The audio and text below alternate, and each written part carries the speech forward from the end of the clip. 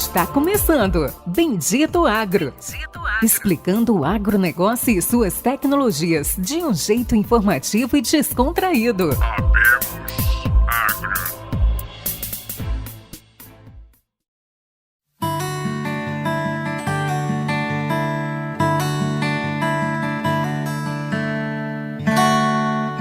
Olá a todos os nossos amigos e ouvintes, está começando agora mais um episódio do Bendito Agro, o seu podcast de inovações e conhecimento do agro do Brasil e do mundo.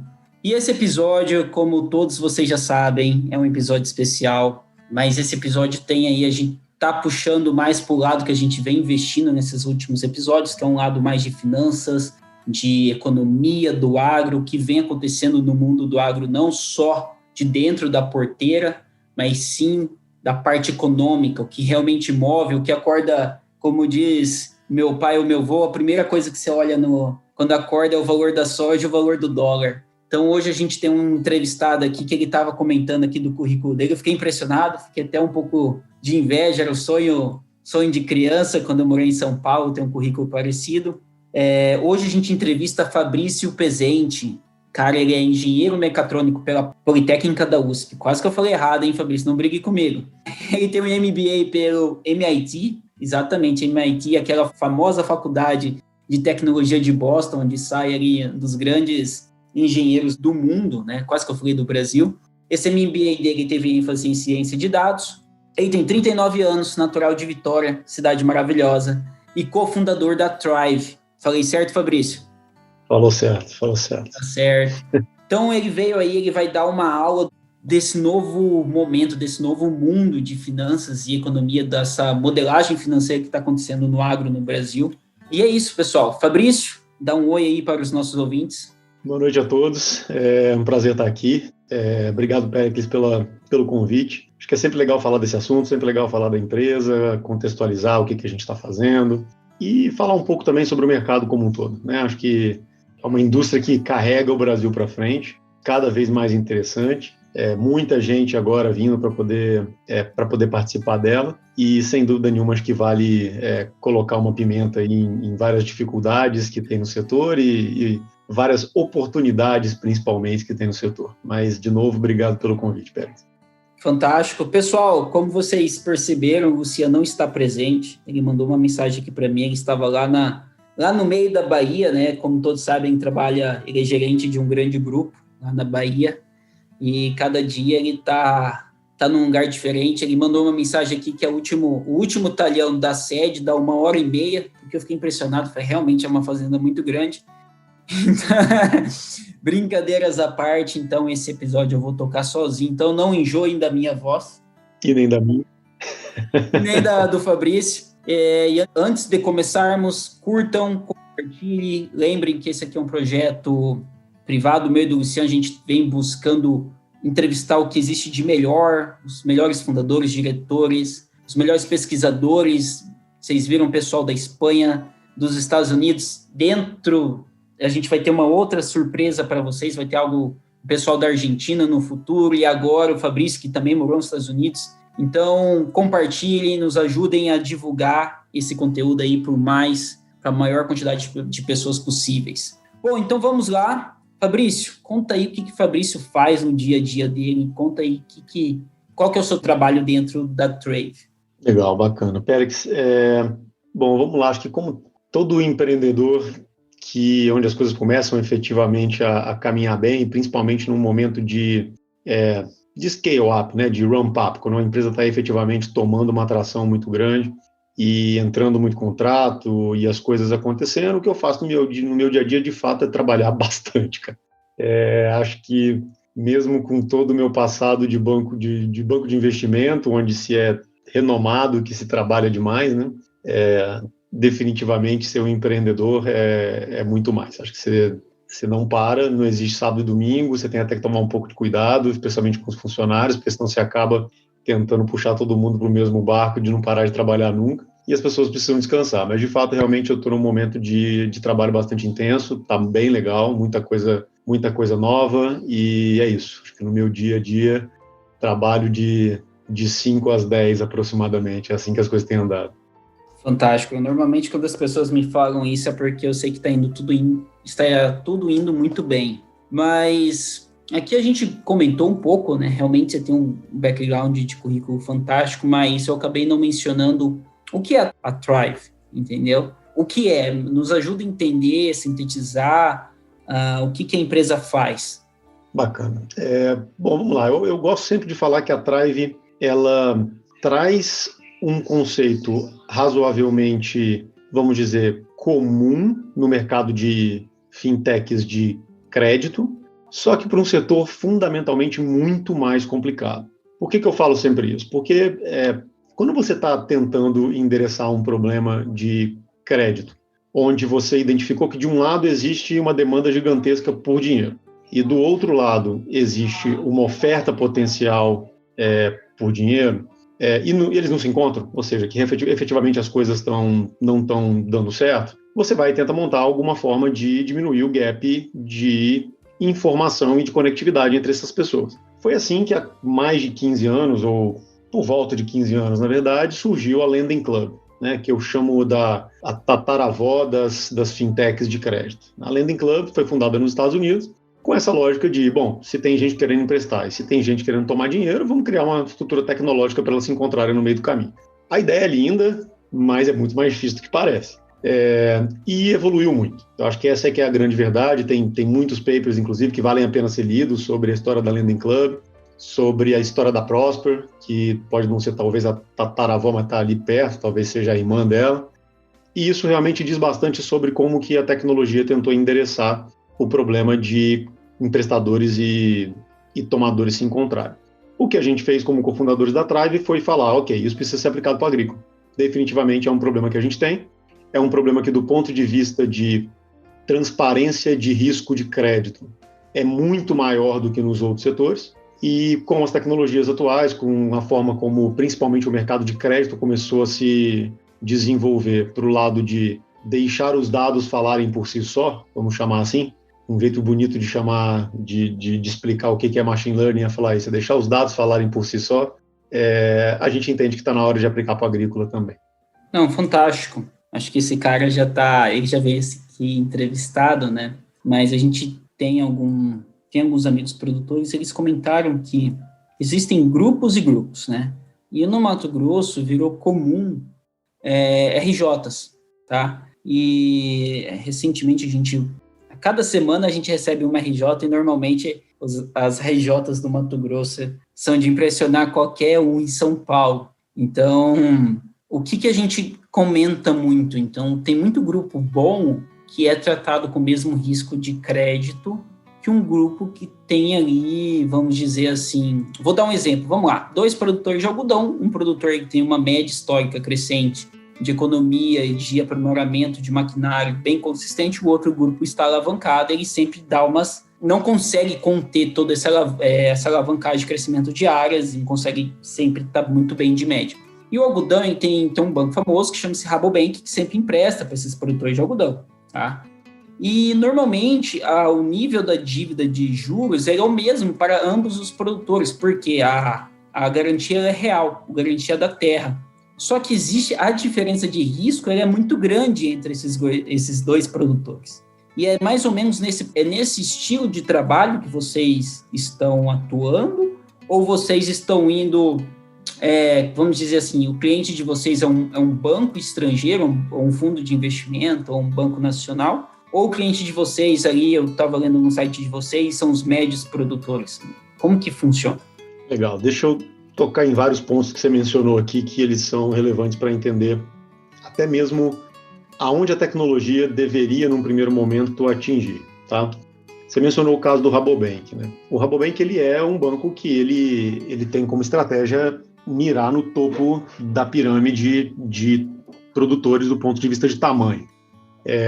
O Banco do Brasil, por outro lado, já está na parte de baixo da pirâmide, numa base bastante extensa, muito volume de números de produtores, com um volume de crédito menor. E o Rabobank inverte essa lógica, poucos produtores com um volume de crédito maior.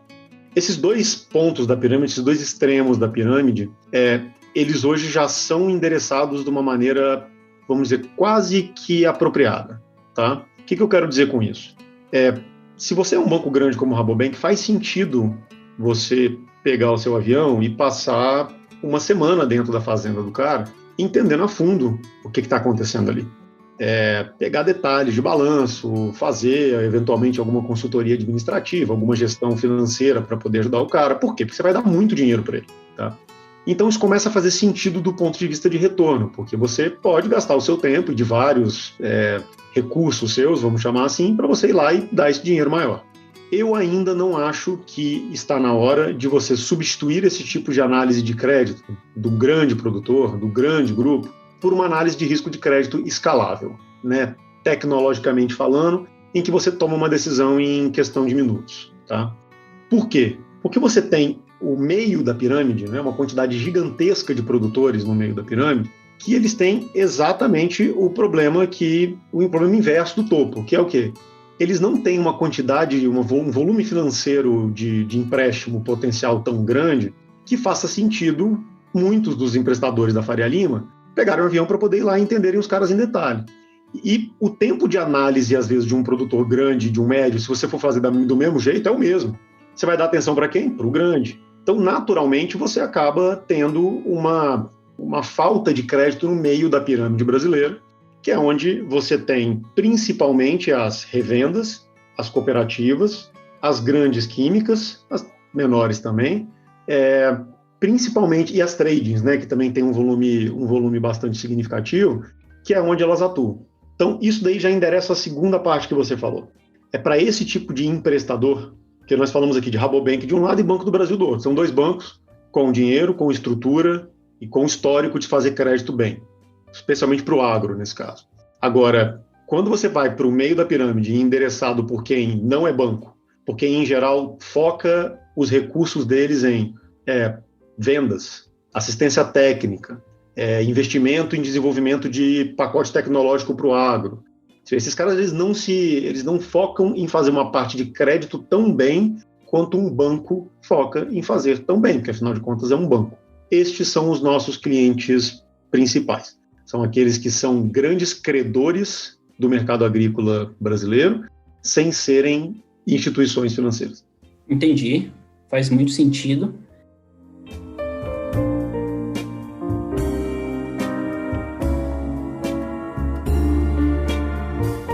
E então vamos dizer, hoje você está buscando, vamos ter um exemplo aqui, aquela revenda que atende produtores médios, porque a maioria do recurso, e isso é normal, ela tenta colocar mais dinheiro dentro de casa, entendeu?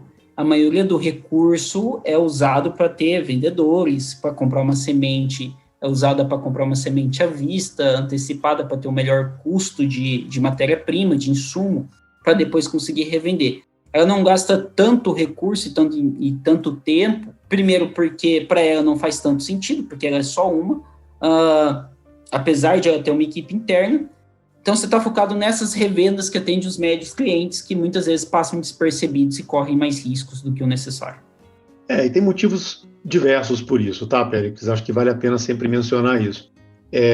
Além do fato de que eles, em geral, não têm uma estruturação para fazer o crédito tão bem quanto bancos, eles tomam risco de crédito até mais do que bancos, né? Dados do Banco Central, confirmados há pouco tempo, inclusive, que aproximadamente 70% do custeio brasileiro não é feito por bancos, é feito por esses agentes que eu mencionei para você. Então você imagina, né, um país como o Brasil, que é uma das grandes potências agrícolas do mundo e certamente é que vai liderar o aumento de oferta de comida para o mundo nos próximos anos. Isso daí já está claro para bastante gente.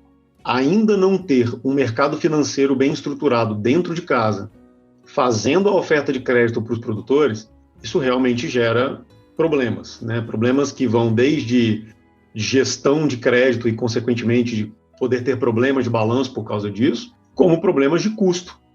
Naturalmente, se você não é um banco, se você não tem depósito, o seu dinheiro é mais caro, você vai emprestar para um produtor mais caro, o produtor, consequentemente, vai ter que plantar mais caro, a margem dele, para ele poder ter alguma margem, né, esse produto ele tem que começar a se descolar, ele tem que começar a vender um pouco mais caro, se possível. Bom, tudo isso aperta muito o produtor lá embaixo, como sempre, né? O produtor é que é sempre apertado lá embaixo no fim das contas. Por mais que existam distribuições para vários agentes diferentes ao longo de toda a cadeia de crédito, toda sobrinha que tem de dinheiro não é necessariamente repassada para o produtor, e toda falta de recurso para poder fazer a cadeia de crédito acontecer é repassada para o produtor lá embaixo para ele pagar mais juros e, consequentemente, fazer as coisas continuarem andando. Então, o produtor está no fim da linha natural que ele pague o pato. Mas não é bom que ele pague o pato. Entendi. E assim, vamos tentar aqui um pouco mais da parte prática. Legal. Você está usando de sistema de informação e dados para tentar sistematizar o crédito de uma forma mais rápida. Aqui eu estava lendo, estou lendo no seu site agora, como que é o formulário inteligente de aplicação para crédito e análise de credores, né? Então, assim, como que é feita essa análise? De uma forma mais rápida e mais precisa. E um ponto muito interessante, e assim, acho que todo mundo aqui do podcast, nossos ouvintes já ouviram, sabe que eu trabalho em uma multinacional. Até teve o Chris Corso que falou para eu ganhar um aumento, meu chefe não me deu, vou cobrar disso, vou falar, ele é um grande cliente da Corteva, mas eu trabalho em uma multi e recentemente eu assumi alguns pontos de tecnologia da parte de crédito.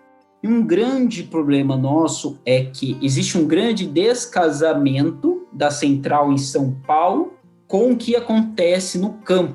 As informações são muito descasadas. Qualidade de plantio, estabelecimento de planta, o que o cara está fazendo com o solo. E o risco, muitas vezes, ele não é... A gente está dando o mesmo crédito para diferentes produtores com riscos, sendo que um produtor, o risco é 20 vezes maior de tomar um calote do que em outro. E esse é um grande problema, porque isso limita o nosso tamanho do crédito, porque a gente pega o balaio, entendeu? Então, queria que você explicasse para mim e para os nossos ouvintes, principalmente, como que funciona esse formulário, quais são as informações que são importantes. É muito nítido para mim o que São Paulo vê e o que acontece no campo, existe uma diferença gigante. Perfeito. Vai além disso, não é só São Paulo, não. Às vezes quem está no campo também tem uma diferença gigante. A própria revenda que está lá, grudada no produtor, na mesma região, que às vezes é produtor também, o próprio RTV, o próprio comercial lá do campo, a informação não é tão fluida assim. Mas vamos lá, Pérez, deixa eu explicar em detalhes. Isso de novo bate bastante na questão as duas coisas que a gente mencionou aqui. Uma é a tecnologia, a outra é o tipo de cliente, tá? Quando você está falando, vamos pegar a tecnologia. O que é a tecnologia base de análise de risco de crédito de uma forma escalável? É uma tecnologia que ela tem que levar em consideração uma modelagem específica da indústria de crédito que você está perseguindo e dos dados específicos da indústria de crédito que você está perseguindo. Em outras palavras, você precisa ter não só uma inteligência para poder gerar algoritmos, mas esses algoritmos eles são nada sem dados, tá? Aonde que está a grande beleza de trabalhar com esses agentes que respondem por 70% do crédito agrícola brasileiro? O fato deles não serem agentes financeiros, deles não serem bancos, significa que toda a inteligência de crédito que eles dão só está dentro deles. Só eles têm. Se você trabalha na Corteva, só a Corteva tem o histórico de crédito dos clientes que compraram da Corteva, da Syngenta, da Bela Agrícola, da Fiagro. Isso só fica dentro dos próprios agentes não financeiros que dão crédito para o setor. Por que isso não é verdade para os outros 30%? Porque os bancos eles têm uma obrigação legal de passar para o Banco Central os créditos agrícolas que eles fazem, na verdade, qualquer crédito que eles fazem, tá? Então, qualquer informação, principalmente agora com o Open Banking, isso vai ficar mais escancarado ainda, tá? Então, qualquer informação que gira dentro dos 30%, acaba que você consegue acessar de uma forma ou outra. Você pode não ser um agente financeiro, você faz uma parceria com algum agente financeiro, você consegue saber se o Péricles tomou dinheiro no sistema financeiro brasileiro de alguma forma. Você tem essa informação dentro da SR. Só que isso é 30% do mapa. Do mapa não é Ministério da Agricultura, do mapa de crédito de custeio. O que isso significa? Você tem 70% em que todo o mercado nacional está completamente cego. A gente não enxerga isso. Bom, isso tem um zilhão de problemas, né?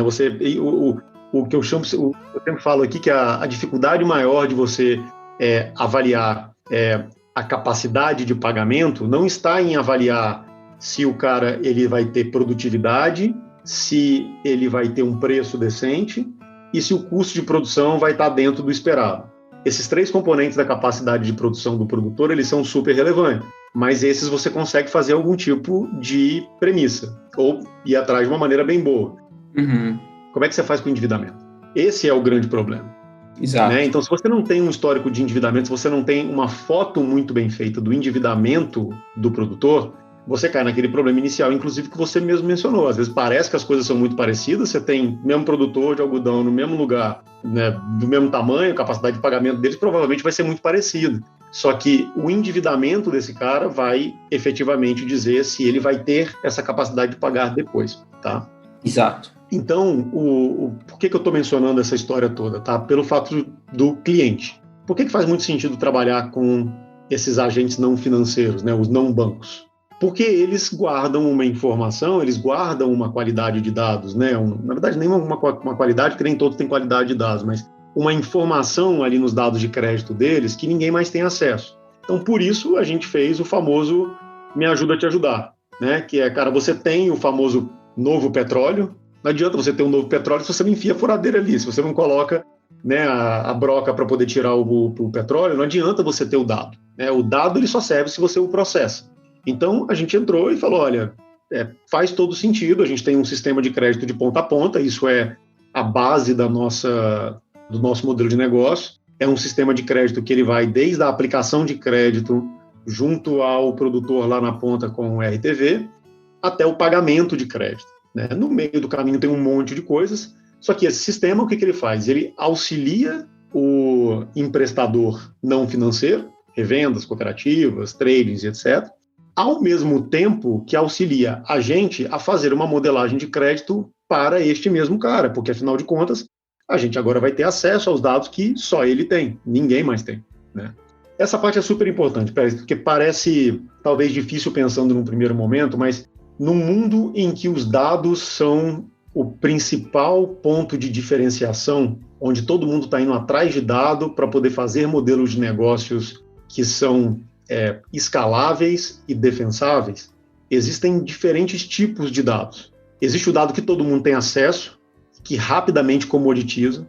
Exemplo, grande parte dos dados que a gente precisa para poder tomar decisões sobre os critérios de compliance, de socioambiental, IBAMA, trabalho escravo, ver se o cara está plantando numa área errada e tal. Grande parte desses dados, para não dizer todos, estão disponíveis para todo mundo. Imagem de satélite hoje, você tem um monte de imagem de satélite pública. Por isso tem um monte de empresas de imagem de satélite. Um monte. Então, sei lá, só no Brasil já deve ter umas 30. Né? Cada uma delas está tentando fazer alguma coisa diferente, tentando pular para o lado do crédito, sempre tem um negócio desse. Exato. Nos Estados Unidos deve ter mais umas 300. Né? Agora, as que se diferenciam são quais? As que têm dados delas, dados que elas conseguiram efetivamente ou produzir de uma maneira exclusiva, ou fazer parcerias com alguém que as ajudaram a coletar dados que são únicos para aquela análise. A mesma coisa vale para o crédito. Todo mundo que tem acesso aos mesmos dados consegue, eventualmente, contratar um monte de desenvolvedor e fazer a mesma estrutura de tecnologia. Isso já está quase comoditizado, tá? Essa grande onda de vamos puxar dados públicos na internet para consolidar tudo num lugar só, legal. Isso é super válido, super útil, só que, de novo, você não tem uma barreira de entrada muito grande. O que é uma barreira de entrada num mundo de dados? É você conseguir produzir o seu próprio dado. Produzir um dado que ninguém mais tem. E como é que você faz isso? Colocando um produto na mão do seu cliente que, consequentemente, vai gerar um dado que só você consegue usar, obviamente, aqui dentro de todas as restrições legais de LGPD, tá, gente? Deixando as coisas bem claras aqui. E tudo isso tem que ser bastante cuidadoso. O dado hoje é super, super importante. Eu entendo isso é um grande problema para todos nós. Exato.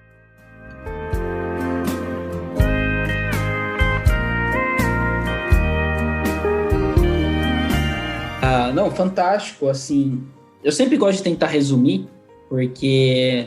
Ajuda o ouvinte também, né? Isso é importante.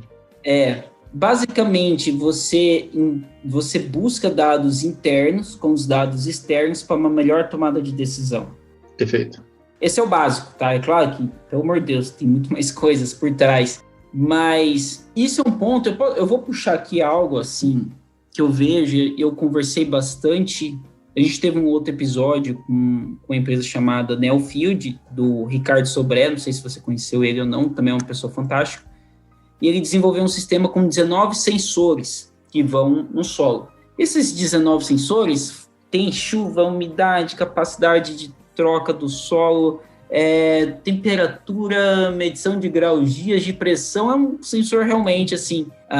Eu trabalho com tecnologia há muito tempo, sou filho de produtor, estou no Mamute aí já há algum tempo também, nunca tinha visto. E ele consegue fazer uma calibração de risco climático e daquela lavoura muito bem.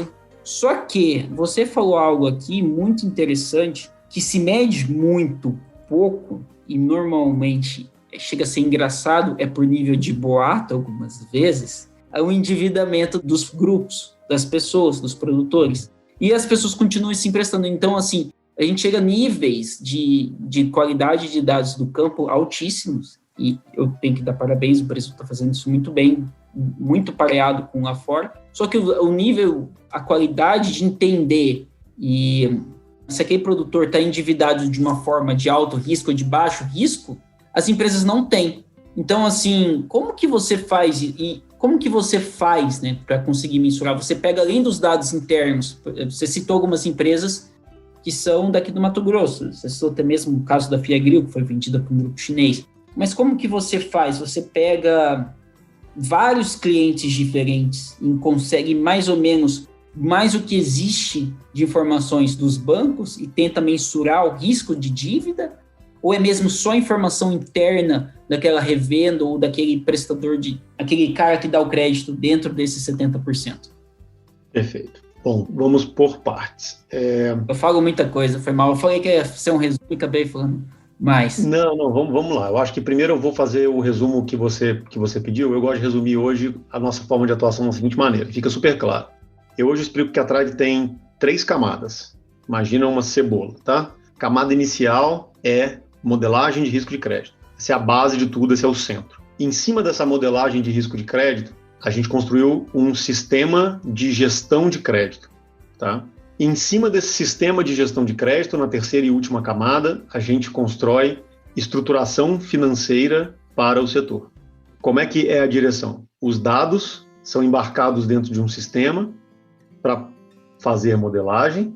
Este sistema ajuda quem o usa a acessar o mercado financeiro, o mercado de capitais nesse caso, para poder tomar recursos, tá? Essa direção faz muito sentido. Agora vamos pensar na direção inversa, para deixar claro como o negócio funciona. Por que o mercado de capitais precisa disso? Um dos principais motivos que o mercado de capitais hoje não dá tanto dinheiro para o agro, principalmente para revendas, cooperativas, etc., especialmente dado o volume potencial que isso tem, porque eles têm uma dificuldade muito grande de ter informações confiáveis de como aquele crédito é originado. Afinal de contas, você imagina, você é um emprestador, você quer saber como que aquele crédito que você agora vai comprar, como é que ele foi originado, por que ele foi aprovado, de onde veio o dado. Você precisa de alguma confiança, você precisa olhar um profissionalismo e uma padronização de crédito no que foi feito. Então, bidirecionalmente aqui fica bem claro como que a Thrive hoje se comporta. Voltando agora à sua parte de modelagem, que essa parte é super interessante. E a resposta preliminar à sua pergunta é sim, né? Como que a gente foca a nossa análise de risco? Numa integração de inteligência entre o que a gente tem como Thrive, e inteligência entenda aqui dados também, com o que o nosso cliente tem. Então, uma modelagem para um grande cliente nosso vai ser específica para um grande cliente nosso, até porque o dado é dele, então, consequentemente, o resultado daquela modelagem tem que ser dele, né? E com isso, essa modelagem em si consegue ser muito mais efetiva, principalmente porque você está fazendo já dentro de uma realidade ali que já foi capturada por aqueles dados. Pô, Fabrício, legal, mas então você está ajudando o cara a fazer uma inteligência em cima do que ele já tem. Não, eu estou ajudando ele a fazer uma escalabilidade de decisão de crédito em cima de uma inteligência que ele já tem e que a gente adiciona, mas que permite ele também aumentar a venda dele.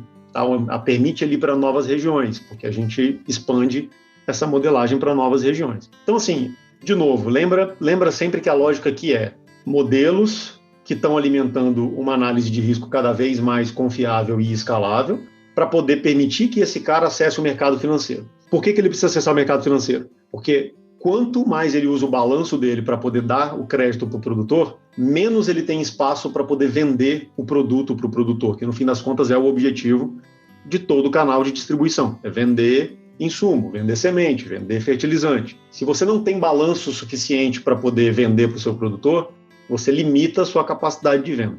Isso é real para químicas, para revendas, para cooperativas, para todo mundo. Isso é menos real para o banco, porque o banco tem depósito, o banco tem dinheiro de depositantes do lado dele. E quem deveria alimentar o mercado financeiro agrícola são os bancos. É esse que é o grande ponto. Deixa eu dar um exemplo rápido aqui, Pérez, para poder fechar uma coisa que talvez esclareça bem na cabeça até do ouvinte, na sua também, que é super legal de explicar. Os Estados Unidos talvez seja o grande outro produtor agrícola, né, principalmente exportador agrícola junto com o Brasil. Sabe como funciona o mercado de financiamento agrícola nos Estados Unidos? Ele funciona da forma como qualquer leigo imaginaria que deveria funcionar, que é o seguinte: você é um produtor agrícola, você precisa de dinheiro para poder fazer a sua safra, que afinal de contas é um dinheiro bastante relevante. Você precisa comprar semente, você precisa comprar todo o seu pacote tecnológico. O que você faz? Você vai no banco, que está ali há muitos anos, tem um monte de bancos agrícolas comerciais nos Estados Unidos. Você vai no banco, toma seu dinheiro com ele, pega esse dinheiro, vai nas químicas, vai numa revenda, vai em quem que venda o pacote tecnológico para você, compra à vista, negocia para poder comprar à vista, porque afinal de contas você tem o dinheiro em mão, planta, se tudo der certo você colhe, se tudo der certo você vai e vende por um preço para uma trading que te dá o dinheiro de volta, você paga o banco de volta e com sorte, se tudo correu bem, você negociou todas as pontas e você sobrou com uma margem, né? Beleza, sua produção agrícola aconteceu. O que acontece no Brasil? Desculpa a expressão, mas é uma zorra. Todo mundo faz tudo. Você é um produtor, você quer comprar sua semente, você se financia com o cara que vende semente, você se financia com o cara que vende fertilizante, você se financia com o cara da trade, você se financia com o cara da química, com o banco também, você pega um pedacinho no banco, então fica todo mundo ali ao redor do produtor, dando dinheiro, dando produto, fazendo barter. Gente, é um grandíssimo churrasco que acontece no mercado agrícola financeiro brasileiro hoje, né? E eu até consideraria falar, ok, isso vale a pena continuar desse jeito, se não fosse o principal produtor agrícola mundial, ou pelo menos o que será o principal produtor agrícola mundial. Esse negócio precisa ser organizado, né? E obviamente não se organiza assim, vamos organizar. Você organiza fazendo o quê? Você cria uma estrutura de informação ao redor do mercado agrícola brasileiro, de informação de risco e de conexão com o produtor, ou seja, acesso ao produtor, em que agora sim você permite que o capital privado venha e fala, não, eu tenho disposição para investir sim, eu tenho disposição para poder emprestar para um produtor. Eu não estava fazendo isso antes porque, eu não entendia muito bem o risco dele, e dois, é difícil achar esses caras no campo, né? É longe, é lá no meio do não sei aonde. Então, assim, isso naturalmente, eu vejo que isso naturalmente tem que acontecer, tá? O mercado privado entrando, o custo de capital é tão mais barato de um banco, de um fundo, que você naturalmente vai ganhar a competição pelo empréstimo, né, dar o crédito para o produtor, você vai ganhar essa competição da revenda, porque ela tem um balanço mais caro. Ela não vai conseguir sustentar isso para sempre. E ela nem quer sustentar isso para sempre.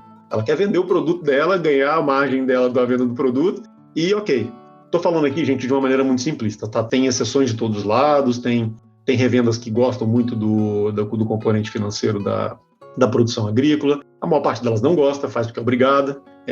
Mas é isso. Acho que essa explicação deixa claro qual é o objetivo, que não é só meu. Se você ouve qualquer discurso do Mapa, Tereza Cristina vive falando, pelo amor de Deus, a gente precisa trazer o capital privado para o agrícola. Precisa trazer. E você não força o capital privado a ir para lugar nenhum. Você oferece os meios para ele poder ir. Você não pode obrigar o capital privado a ir para lugar nenhum. É privado, né? Você tem que oferecer os meios para isso.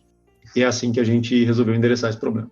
Legal, fantástico. Posso falar uma frase aqui? Eu fiquei pensando nela. O pessoal aí nossos ouvintes vão dar uma risada. Mas você seria o Serasa do meio agrícola. É uma criação do Serasa do meio agrícola. O score de pontuação para você ter uma parte de crédito. Estou falando, provavelmente esteja falando bobagem, mas quando você comentou, né? E não existe isso para o meio agrícola, não existe um score de possibilidade de crédito. E no Serasa existe, e isso facilita muito a vida dos bancos, entendeu? Do score de crédito. Facilita, é verdade. Mas aí eu menciono sempre o seguinte, felizmente ou infelizmente, aí depende do ângulo que você olha, fazer uma escoragem para um financiamento agrícola é muito mais complicado do que uma escoragem para um produtor urbano individual. É muito mais. Uma frase que a gente sempre fala e que esclarece bem a complicação, né, toda a complexidade ao redor disso, é quando você vai fazer um crédito para o agro, você tem que modelar o motorista, o carro e a estrada. Você tem o produtor, você tem a fazenda e você tem o mercado. Essas três coisas elas andam muito juntas. Quando você modela um crédito ao consumidor normal, você não olha para o Péricles e fala, deixa eu olhar para o Péricles e pensar também num outro componente super importante do Péricles aqui, que os dois têm que ser modelados quase que de uma maneira tão robusta quanto. Porque eles estão modelando basicamente quanto que você ganha, suas características pessoais gerais, alguns dados alternativos importantes, e com isso você consegue chegar a um formato de Péricles, vamos dizer assim, que te dá alguma confiança para você dar uma escoragem. É isso que a Serasa faz. Quando você vai falar do agrícola, você pode ter um comportamental muito bom, né, o Péricles. Se você tiver um ano ruim de safra, cara, você vai ter um problema de qualquer jeito, sua capacidade de pagamento vai ser afetada. Se você tiver o mercado jogando contra você, por mais que você tenha tido uma boa produção, por mais que você seja um bom pagador, você também vai ter um problema. E você tem que cruzar tudo isso junto para você fazer um score, né? O score é super útil, de fato a gente faz um score, na verdade, para poder deixar bem claro, são 6 scores que a gente faz na Thrive. A gente disseca o score principal, que você chamou de agro, em 5 scores principais, né? Que é uma modelagem super específica que a gente fez, que basicamente busca fazer isso, busca dissecar os principais pontos do agro para poder falar, olha, estão aqui os 5. Olha o 5, não fica só olhando o score agro aqui não, porque isso não resolve o seu problema. Toma decisões baseado no 5, monitora o 5, isso é super aderente ao que a gente vê no campo também, tá? Mas só para esclarecer ainda mais a sua pergunta, não chega a ser um Serasa agro não, tá? Porque o Serasa ele tem uma função bastante clara, e até, aliás ela tem uma barreira bem clara ali, que ela não chega a pensar em ir para o mercado financeiro estruturar operações, ela não chega a dar um sistema de crédito para o tomador fazer isso. A Serasa oferece um ponto de dados super relevante para tomada de decisão, mas não é ela que vai te dar um sistema para você gerir a sua jornada de crédito de ponta a ponta, tá? Então tem diferenças fundamentais aqui na história, sem dúvida nenhuma. Fantástico.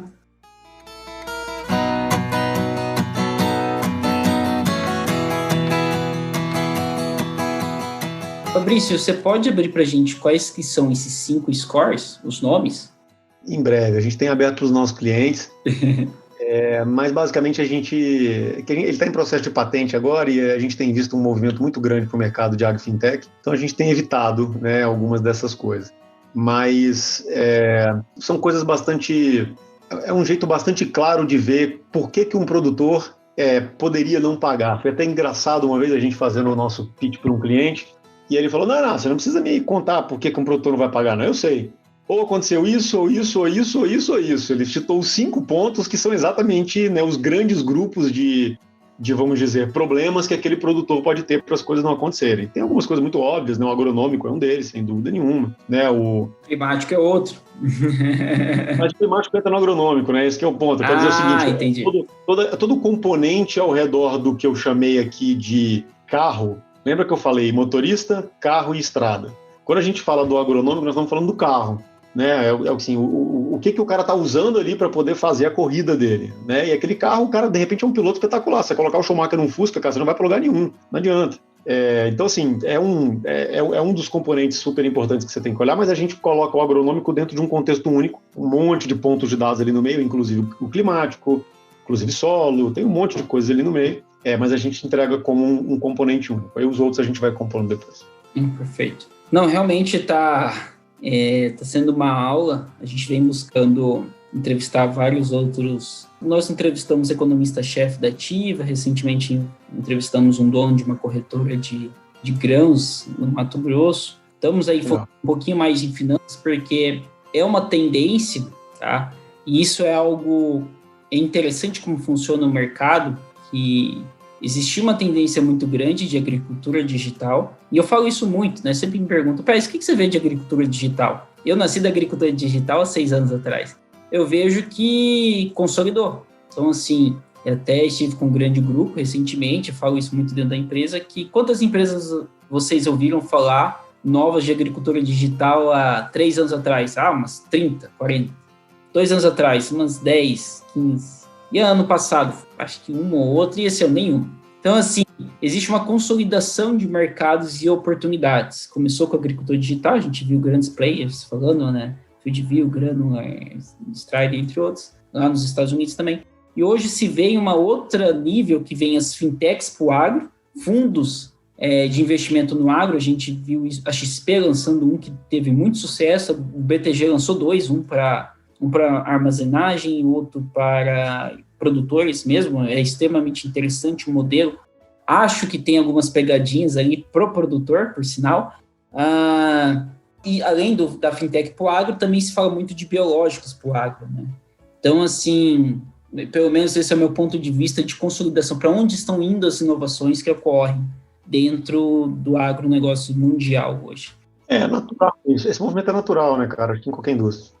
E assim, mas não falando um pouquinho, vamos falar um pouquinho de você. Eu acho que eu vi ali no seu LinkedIn, você passou 12 anos no Credit Suisse. Então, eu falei no começo da entrevista, ter um currículo aí invejável, impecável, era o meu sonho de quando eu morava em São Paulo, ter um currículo parecido. Conta como que você foi parar, como que você decidiu ir para o agro aqui, já indo para o encerramento da nossa entrevista. Legal, acho que a minha experiência profissional acaba tocando muito no que eu estou fazendo hoje, né, que eu decidi fazer como empreendedor, cara. Eu sou um dos muitos dos muitos engenheiros no Brasil que foram corrompidos pelo mercado financeiro.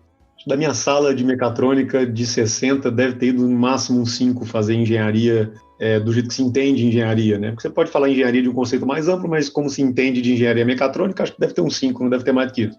Essa foi todo mundo ou para consultoria ou para o mercado financeiro. Eu também fui. Logo depois que eu formei, eu já fui para o Credit Suisse, fui inclusive para uma área que talvez para um banco pode ser considerada uma área bastante de engenharia, que era uma área de modelagem de produtos estruturados, né? Era uma modelagem de derivativos, principalmente.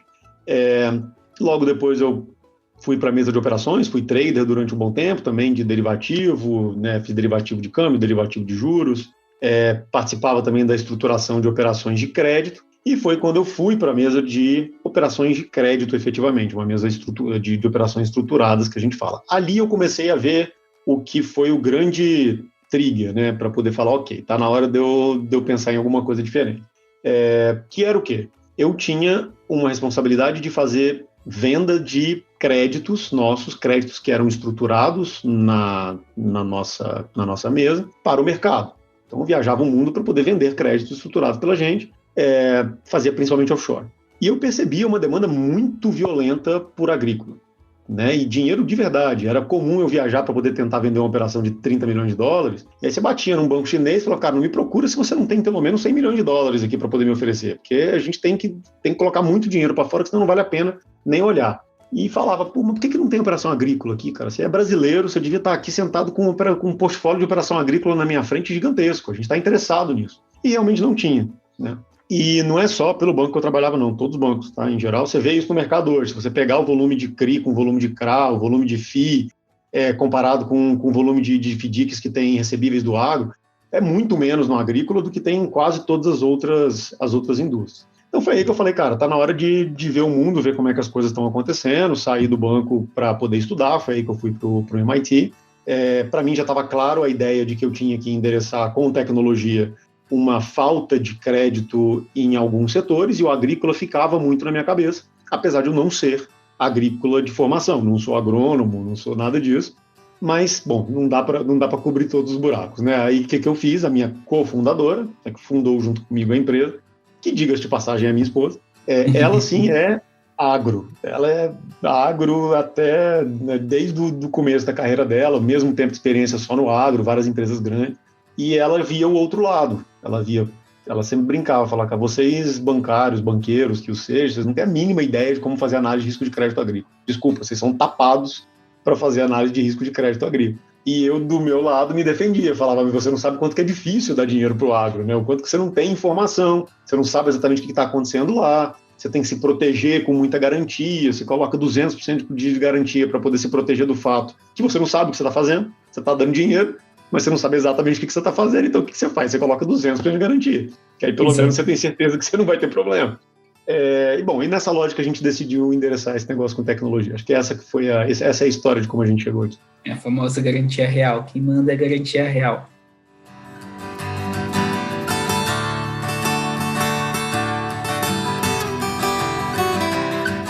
Mas é isso, Fabrício, a gente está chegando aí aos momentos finais. Você quer falar alguma coisa? Eu esqueci de perguntar alguma coisa. Tem alguma parte legal da Trave que a gente não comentou? Você quer comentar? Fique à vontade. Eu acho que vale mencionar uma coisa que tem acontecido muito forte agora. Desculpa, acho que está com um pequeno delay aqui, acabei de interrompendo, mas está acontecendo um movimento muito forte para crédito sustentável, né? E dentro dessa lógica toda de como é que a gente decompõe um produtor em riscos, você tem um risco de sustentabilidade, um risco de compliance socioambiental ali muito grande. A gente acabou de sair com uma operação que a gente chamou de CRA Verde, que foi a primeira operação de verde, né, de sustentabilidade com vários produtores, pulverizado. A gente colocou isso dentro de um CRA em que a gente deu dinheiro direto para o produtor, trouxe investidor estrangeiro para poder fazer essa compra, né, do CRA, e é incrível a demanda que isso está tendo, Péricles. Isso é realmente uma operação que saiu razoavelmente pequena, ela saiu de 63 milhões de reais, só que a gente já está com uma segunda tranche prevista de 300, e tem investidor que procurou a gente para poder fazer de 700, né? E está vindo, e cada vez mais. Ontem eu participei de uma live para poder falar basicamente disso, falar de finanças verdes. Isso eu não vou nem chamar de moda, porque moda passa e passa rápido. Isso é uma mudança de paradigma para o mercado agrícola. Isso veio para ficar, já chegou, não adianta falar, daqui a pouco eu olho. O governo já mandou uma audiência pública colocando regras bem definidas sobre como que ele gostaria que fosse, o que ele gostaria que fosse checado dentro da produção, né, dentro da fazenda de um produtor, para poder permitir que um crédito agrícola seja aprovado. Então já é uma questão que não tem mais volta, isso já está ali. Então isso eu gostaria de mencionar, porque é algo que a gente tem realmente feito bastante, e eu estou vendo que o volume só vai aumentar. Deixa eu lhe perguntar, primeiro, né, um disclaimer, né, vocês viram que o cara saiu de um Zoom, né, de uma reunião online, falava de um crédito de 700 milhões, e agora ele está entrevistando o Bendito Agro. Vocês viram que a gente subiu de nível. Brincadeiras à parte, como que funciona? O produtor vai até vocês, a revenda vai até vocês? Como que funciona essa emissão do CRA Verde? Vou puxar a sardinha. A gente tem alguns ouvintes que são muito grandes, outros ouvintes são estagiários, e a gente tem tudo que é ouvinte aqui, né? Desde o estagiário e do estudante de agronomia até um produtor eu acho que hoje planta 110 mil hectares. Então, assim, tem tudo que você imaginar, que é um bom balaio. Não, legal. Então, a gente tem sido procurado basicamente pelos dois lados, pelas duas pontas aqui, né? O lado de quem dá o dinheiro e o lado de quem toma o dinheiro. Essa operação do CRA Verde em particular, a gente tem feito ela diretamente para o produtor, sem um intermédio de uma revenda ou de uma química, tá? Porém, já temos também revendas e químicas procurando a gente para poder fazer com o intermédio deles, né? Com todos os critérios também, com os critérios bem definidos. Então, respondendo a sua pergunta de uma forma pragmática, principalmente produtores e revendas, do lado dos tomadores, do lado dos emprestadores, a gente tem muitos fundos, principalmente os fundos internacionais, têm vindo falar bastante com a gente sobre isso, porque eles estão começando a ter uma demanda regulatória de colocar crédito em operações com viés ESG, né, que significa Environmental, Social e Governance. Então, né, eu acho que isso além de pessoas que vêm para poder emprestar porque eles acham que é o certo, eu quero fomentar quem faz bem feito, né, quem produz de uma maneira correta, tem muitos que vêm também porque eles precisam colocar esse dinheiro investido em algumas operações como essa. Então, tem os dois caminhos aqui, Pérez. Não, tá respondido. Estamos chegando ao final. Realmente foi uma uma entrevista que está em linha com o que a gente está buscando. Realmente, hoje a gente vem percebendo que o agro, ele está puxando, né? Ele está puxando a carroça, que chama Brasil, e ele puxa a carroça, e eu digo isso por vários fatores. Primeiro, existe um fator de imposto, então o agro tem ali um benefício fiscal um pouco melhor que as indústrias, isso é nítido. Eu vejo isso pela minha própria família, já até discutimos isso em um podcast atrás. O que é beneficiado pelo fator reinvestimento, então, normalmente, quando um produtor investe tudo que ele retira de lucro, ele é beneficiado com não pagamento de impostos, entendeu? É beneficiado com, por exemplo, se ele ganhou 2 milhões, comprou um trator de 2 milhões, ele não é necessário pagar um imposto sobre os 2 milhões, enfim. E esse é o primeiro ponto, que é extremamente importante. O segundo ponto, que ele é um setor extremamente privado. Então, sempre que temos pontos que a maioria das ligações são privadas, com poucas interferências governamentais, tirando a parte de crédito subsidiado, que é o crédito Safra, né, que vem do Banco do Brasil, e são esses 70% aí que movimentam muito o agro, né, igual você comentou, eles realmente fazem acontecer. Até lembro, a gente já vendeu vários carros, já caminhonete, chegando a vender uma casa uma vez, lá em São José do Rio, e recebendo tudo em soja, é muito engraçado. Então, assim, é sempre negociação, te pago em soja em 2 anos, tem muito disso. Uma moeda particular, né? É uma moeda até, a gente vai entrevistar pessoal que inventou o token, né, a criptomoeda de soja. Criptosoja. Cripto é soia, então eles conseguiram fazer vai competir aí com o Bitcoin. Então, realmente o mundo mudou muito. Mas é isso. Quero agradecer a sua presença, Fabrício.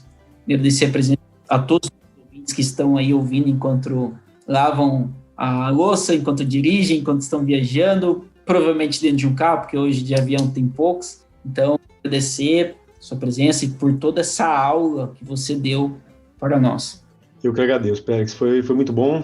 Obrigado pela oportunidade de falar um pouco mais sobre a Thrive, sobre a tecnologia, de falar um pouco minha visão do setor também. E convido a todos que ouvirem. Estou sempre aberto a conversar e discutir opiniões, discutir oportunidades de negócio. Eu acho que estamos num momento muito bom na Thrive, crescendo bastante, muita gente procurando a gente. Acho que é um momento legal para poder aprofundar algumas coisas que eu falei aqui. Mas, de novo, obrigado pela oportunidade. É isso aí, pessoal. Hoje a gente está encerrando o Bendito Agro com mais essa entrevista especial, porque todas são especiais, algumas são sempre diferentes uma das outras. Fiquem com a gente, compartilhem, curtem, enviem para suas rodas de amigos e até o próximo episódio.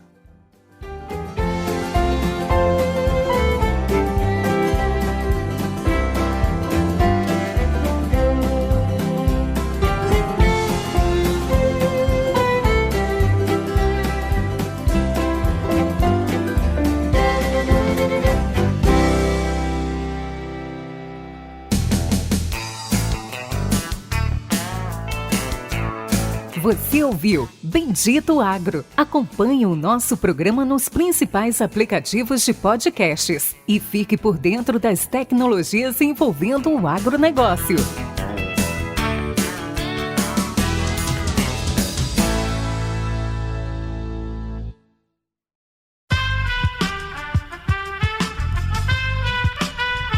Esse podcast foi editado por Aerolitos Edição Inteligente.